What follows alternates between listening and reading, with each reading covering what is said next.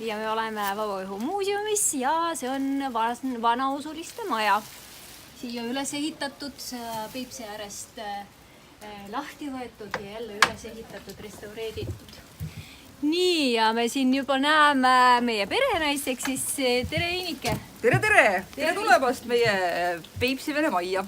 Nii, aga mis keeles vanausulised rääkisid? Vanausulised rääkisid tegelikult kõik vene keeles, sellepärast et Eestis elavad vene vanausulised, aga Peipsi ääres on kõik vanausulised sellised, kes räägivad tegelikult kahte keelt. Ja see vanausuliste keel on läbi selle 350 aasta, nad tulid üle 350 aasta tagasi siia ja põgenesid Venemaalt. Ja tegelikult on nende keeles hästi palju selliseid eestikeelseid sõnu juba, näiteks nad ütlevad trepi kohta ütlevad trepka, korvi kohta ütlevad korfik, vanaema kohta ütlevad stara ja maama, kartofilna ja kaša ütlevad kartulipirjoo kohta, nii et neil on hästi palju laensõnu eesti keelest. Ja nad räägivad tegelikult kahte keelt, nii et võib öelda, et on kakskeelsed seal Peipsi ääres.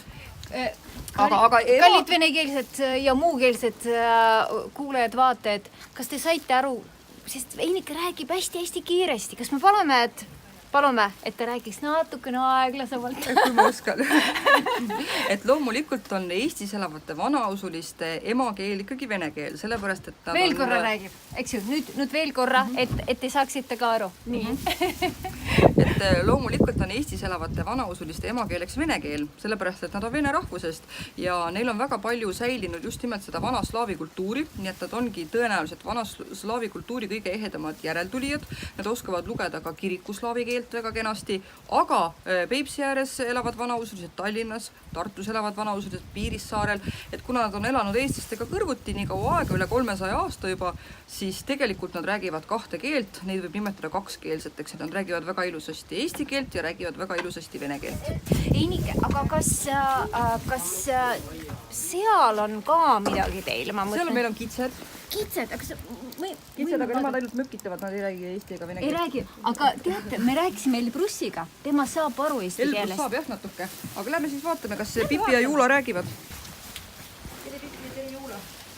Tere. Me ei saa neid välja lasta, nad söövad kõik ära muidu. Siin on päris pime, aga ikkagi saab ühte-teist näha. No nii. Pipi Juula. Jah, sõbrakesed, uhti kollikesed. Olete toredakesed, olete küll toredakesed. Kas tohib neid lüpsta ka? Ja ikka, nad piima annavad? Ja muidugi, kõik toidud, mis me siin Peipsi Vene majas teeme, nende lüpstud piimast. Niimoodi siis nendel vanausulistel, et selline maja? Ja see on kinnine õu, ehk siis krõtõid vor. See on siis selleks, et siin hoida igasuguseid aiatöösaadusi või et siin hoida puid ja et siis saaks kõik tööd ära teha katus all, et ei peaks kuskile õue minema. Ja siis üleval see võrk, kusid hoida, siin on meil vihad, mis on tehtud kitsede jaoks. No näed, ma saan aru, et nüüd nad tõesti väga hästi läks. Tahad pai teha? Tee pai. Tahad pai teha? Там нет никакого... Нет. Только добра. Эхте. А если хотите, мы вас можем еще подписать. Nii, aga nüüd laps tahab kitsedele pai teha ja teate, seal on päris soe sees. Hästi hubane. Ja tunne on, et varsti sügis ja kõik need ilmad lähevad külmemaks, aga elu läheb edasi. Ja tegelikult vanasti, ma arvan, inimesed väga hästi teadsid, kuidas sellises kliimas elada, kuidas riietuda. Ja ma olen ise kunagi ka selga pannud sellised pikema seeliku ja kõik see, mida me nimetame rahvariideks. Ja see oli nii hea. Sellega sai nii kevadel, nii sügisel kui talvel väga hästi hakkama.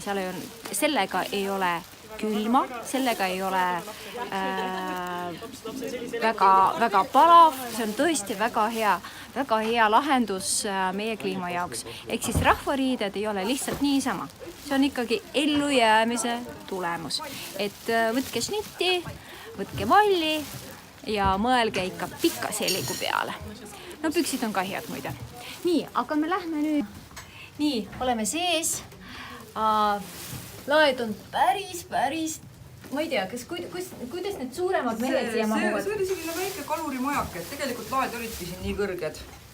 et sellel peremehele piisas täitsa sellest kõrgusest. täna on, kas see on ka nende ahi? Ja ikka loomulikult. ta on see maja on üle toodud Kallaste linnast, see on täiesti ehte vanausulise maja. Ja Petšonkin oligi ta nimi. Ja Petšonkin oli tema nimi, tema oli kalur ja tema perekond oli siis tavaline kaluripere.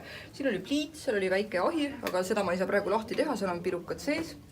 Oi, pirukad, mis pirukad on? Täna meil on sibulapirukaid ja täna on meil moonirullid. Aga praegu ma ei tahaks ahju osta. Ei tohi. Aga osa pirukaid on meil siin juba valmis. Kas see on sigur? See on sigur. See on sigur, mis on juba haptud ja puhastatud ja kuivatatud. Selline on siguri juur. Ja selline näeb sigur välja röstituna. Röstitakse teda sellises masinas nagu brenner. Vanausuliste kuhv. Jah, on küll, jah. Aga mitte ainult vanausulise, soomlased väga on armastanud alati sigurit ja vanausulised müüsid hästi palju siguritist Soome. Kunagi 20-30 Nad olid aastatel. head ärimehed. Väga head. Suurimad kaupmehed olid Venemaal igal pool just nimelt vanausulised. Sellepärast, et nad ei joo. Ja ei suitseta. Ja ei petta kedagi. Ei petta kedagi. Vaata, kui sa tahad olla hea kaupmees, ära joo, kas suitseta, sest see on kulu. Ja ole aus. See on ka väga hea poliitika. Nii, aga vaatame, mis siin. Siin täna hommikul ma käisin siin lihtsalt niisama jalutasin metsast läbi, leidsin puravikke. Ossa, jumal küll. Ja riisikaid leidsin. Ja siit samast meie muuseumi metsast. Siin on meil kalasült, kuna on sibula ja kalapäev, siis meil on siin kalasült. Kalasült? Jaa. Kuidas seda tehakse? Seda tehakse želatiiniga, sest kala nii hästi ise ei tarretu, aga see on kohakalast tehtud sült ja see on väga maitsev. Ja siin on sibulapirukad, siit on juba proovitud neid päris palju, aga meil peaks varsti vist olema mõned terved pirukad ka veel. Saab maitsta? Ja, muidugi, palun. Nii. Perenaine võttis just, kas ahjust tulid pirukad praegu, ei olnud? Kõik on väljas. Milline? Lihtsalt filmimise jaoks, on teil midagi? On. Väga hea. No see on väga hea. Kõrvitsaid oli meil sel aastal, näete väga palju, sel aastal oli väga hea saak. Meie enda aiamaal, jah. Seal me kasvatamegi sigurit ja sibulat ja kõrvitsat ja peeti ja porgandit ja... Kas te jääte siia magama ka öösel? Jääks, aga ei lubata. Ei lubata? No turvalisuse kaalutlusel pigem mitte, jah. Et see on ikkagi eksponaathoone. Kuigi näeb välja nagu kellegi kodu. No siia tõesti tahaks jääda. Siin on hea ja soe ja ubane. Ja et kohe läheb palavaks ka. Ja läheb jah. Nii, võtame seda keepi ära. Vihmakeep on hea asi Eestis. Sest nii nagu tookord me ütlesime, et kui teile ei meeldi ilm Eestis, oodake 10 minutit, küll ta muutub. Seda küll, aga täna see paika ei pea, täna ei ole muutunud. Lubati kogu aeg, et päike tuleb välja, aga ma ei tea. Peale kella 4 lubati. Alguses lubati peale kella 11, siis peale 12, siis peale 1, peale 2. Need on veel magusaid pirukaid. Ma arvan, et need ilmaennustajad kindlasti ei ole vanausulised. Ma arvan ka, et ei ole. Muidu nad peaks sõna. Jaa. Kas nad peavadki nii väiksed olema? Ühe amsu? Kuidas kunagi võivad olla suuremad või oleneb perenaisest, kes milliseid teeb. Aga kuna meil on täna väga palju külalisi, siis väiksemaid jagub lihtsalt rohkem. Aga siin on papiičiku. Razgoniš tasku. Razgoniš tasku. Et kuidas siis eesti keeles kõlaks? Et joo teed, siis peletad muremõtted kõrvale või igatsuse kõrvale, et siis on meil jälle rõõmus ja...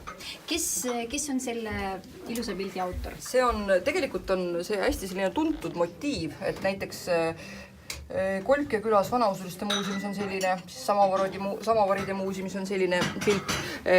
Motiiv on tuntud, aga selle on teinud Seto käsitöö kogu minu teada.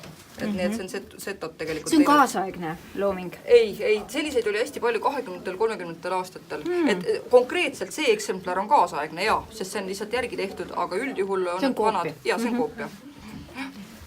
Nii, aga mis siis seentest saab? Räägi, mis seentest saab? Need seenad meil paneme panni peale ja küpsetame ära. Ahaa. Ja siis paneme purki, tähendab või õliga, et siis oleks talvel ka võtta.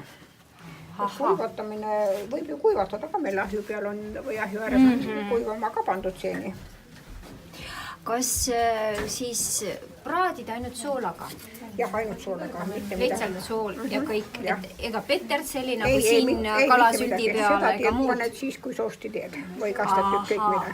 See tähendab, et pannakse nii-öelda lihtsalt tõesti talveks? Nii puhtalt naturaalselt, kui väegi saab.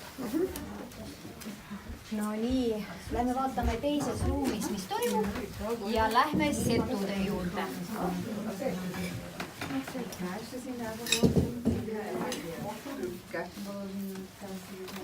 kus meister ise on? ahah, meister ise tuleb ka kohe varsti siia. Tere! Tervist! Mis asi see on? Trükk. Juba tuleb jah. tuleb väga tore. Я думаю, просто сейчас... Et enne, see tähendab, et mitte lihtsalt print selles mõttes trükk, aga ka seda välja.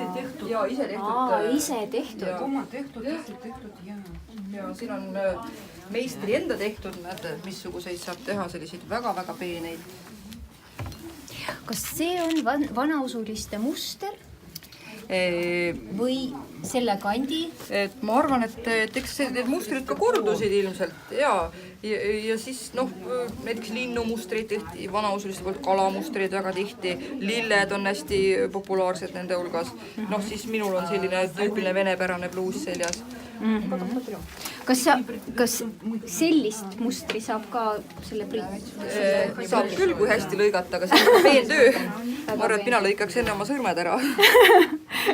Nii, aga siin saab siis neid teha, jah? Ja saab jah neid pakke ise teha ja proovida, kuidas ta siis Kaua te olete veel lahti? Me oleme kella 4 täna. Aha, kella 4. Давай мы вот этим вот, как он есть.